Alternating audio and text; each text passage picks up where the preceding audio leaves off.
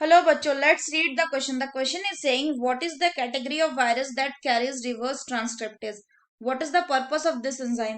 पूछा गया है, क्वेश्चन बोल ये रहा है कि जो वो कौन से वायरस है जिसमें रिवर्स ट्रांसक्रिप्टेज होते हैं और इस एंजाइम का पर्पस क्या होता है. तो आइए देखते हैं हम लोग इसका की कंसेप्ट. अगर हम इसका की कंसेप्ट बात करें तो की कंसेप्ट क्या हो जाएगा, रेट्रोवायरसेस. तो हम अगर बात करें रेट्रोवायरसेस की, तो रेट्रोवायरसेस क्या होते हैं. रेट्रोवायरस वो वायरस होते हैं जिनके पास आरएनए प्रेजेंट होता है एज ए जीनोम.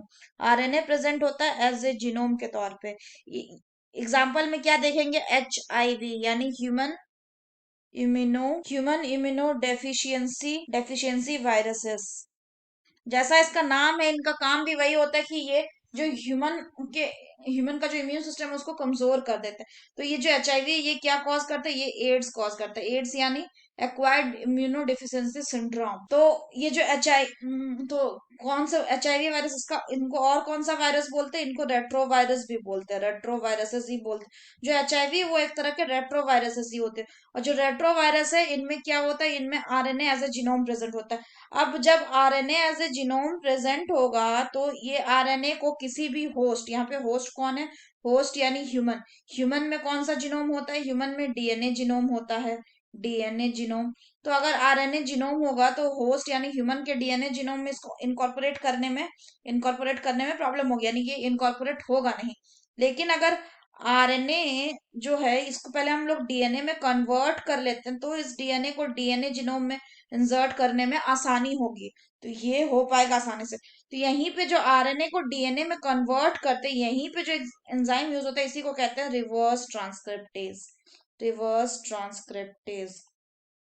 तो ये रिवर्स ट्रांसक्रिप्टेज क्या करता है, ये आरएनए को डीएनए में कन्वर्ट करता है. और ये जो रेट्रोवायरसेस होते हैं इनके पास क्या होता है, इनके पास ये एंजाइम होता है जिनका नाम है रिवर्स ट्रांसक्रिप्टेज.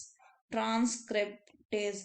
तो रिवर्स ट्रांसक्रिप्टेज क्यों होता है, to convert RNA to DNA, ताकि ये जो डीएनए में कन्वर्ट कर लेंगे तो अपना जो जेनेटिक मटेरियल है उसको वो इंसर्ट कर सके.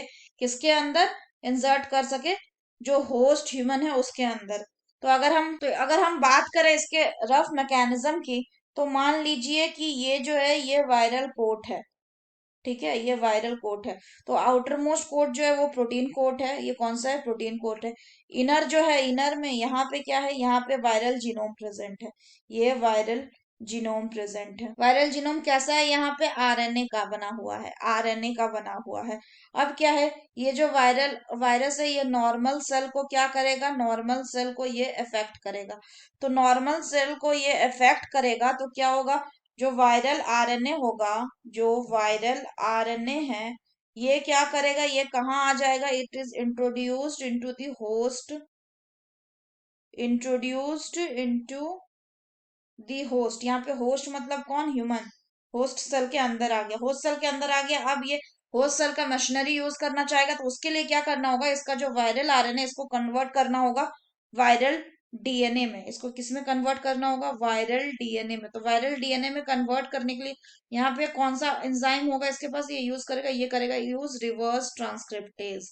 रिवर्स ट्रांसक्रिप्टेज का यूज करेगा. रिवर्स ट्रांसक्रिप्टेज का यूज करके ये वायरल आरएनए को वायरल डीएनए में कन्वर्ट कर दिया.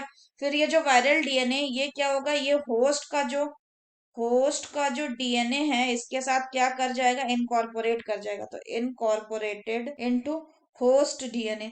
फिर जब एक बार ये होस्ट डीएनए के साथ इनकॉर्पोरेट कर जाएगा तो क्या करेगा, फिर ये न्यू वायरल डीएनए प्रोड्यूस करने लगेगा, न्यू वायरल आरएनए बनाने लगेगा, न्यू वायरल आरएनए को ये प्रोड्यूस करने लगेगा. और एक बार न्यू वायरल आरएनए बन गया मतलब कि न्यू वायरस इफेक्ट हो गया, बन गया, न्यू वायरसेस फॉर्म्ड बन गया. और एक बार न्यू वायरसेस बन गया मतलब ये जो न्यू वायरस है ये अनदर सेल को इफेक्ट करेंगे. तो विल इफेक्ट अनदर सेल, दूसरे सेल को इफेक्ट करेंगे. सो यही थे क्या जो वायरसेस होते हैं, कौन से रेट्रो वायरसेस, उनमें आरएनए जो होता है वो जीनोम के तौर पे प्रेजेंट होता है, उनमें रिवर्स ट्रांसक्रिप्टेज भी प्रेजेंट होता है. क्यों, ताकि वो जो आरएनए है उनको डीएनए में कन्वर्ट कर सके, ताकि जो डीएनए होगा वायरल डीएनए उसको आसानी से इनकॉर्पोरेट कर दिया जा सके, किसके अंदर, होस्ट के डीएनए जीनोम के अंदर. So that's all for the question बच्चों. होप आप सभी को समझ में आया होगा. Best of luck.